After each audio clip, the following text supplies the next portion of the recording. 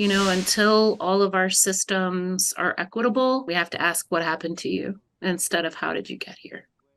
The Department of Housing and Urban Development says more than 580,000 people in the U.S. were experiencing homelessness in 2022. That's up about 2,000 people since 2020.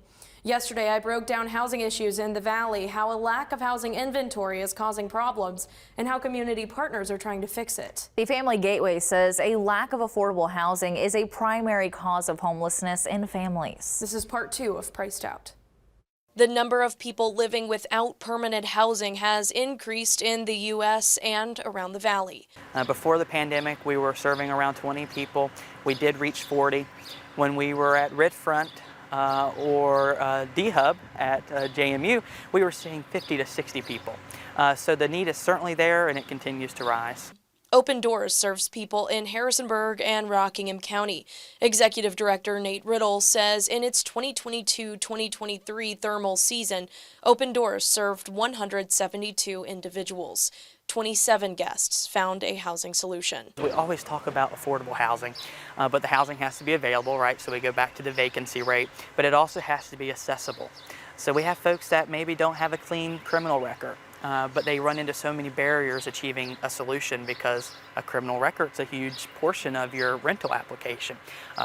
Substance use, a history of substance use can be a big barrier. These people still deserve these long-term solutions. Riddle says there is no one solution for homelessness. Lydia Campbell, coordinator for the Valley Homeless Connection, agrees. And she says there is no one person who can solve the problem. She says the pandemic made homelessness a household topic, showing the nation who the most vulnerable community members are. Once the pandemic no longer became this imminent threat, the fact remained that our very vulnerable individuals remained. Riddle and Campbell worked to move people from temporary housing to a permanent solution. Often that requires subsidized housing, and for that, they need units. We need more landlords that are willing to give folks a chance. We have many that we work with, but if there's anybody, any private property owner who is willing to give our folks a second or third chance, that it would be one thing that would be wonderful. Aside from places to live, Riddle and Campbell say the next step toward a solution is keeping an open mind. Change happens when folks are speaking about it, so we encourage people when the shelter is open to join us, socialize with folks, know them by their name, and continue to raise awareness about the issue. I saw something on social media earlier this morning that said, you have more in common with a person experiencing homelessness than you do with a billionaire. That's the truth.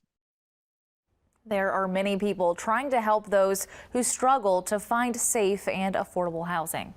A photographer in Stanton worked with the Community Foundation of the Central Blue Ridge to bring a human perspective to homelessness. For over a year, Kate Simon has been photographing the bad and the good. When someone is evicted and when someone gets the key to their new apartment, Simon answers the question, but what can I do? As she uses her talent to shed light on a growing issue.